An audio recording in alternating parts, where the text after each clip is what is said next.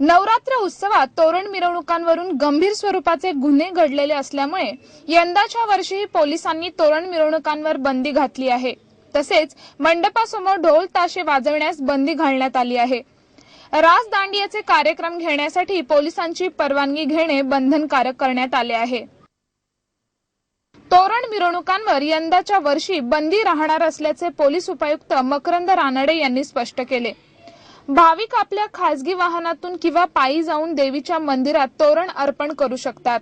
त्यासाठी मिरवणूक काढता येणार नाही। देवीच्या मूर्तीच्या संरक्षणासाठी खासगी सुरक्षा रक्षक आणि स्वयंसेवक नेमावेत। मंडळांनी धर्मादाय आयुक्तांकडे नोंदणी करावी।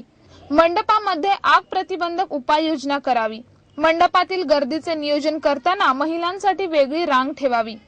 रास गरबासाठी सार्वजनिक रस्त्यांवर परवानगी देण्यात येणार नाही।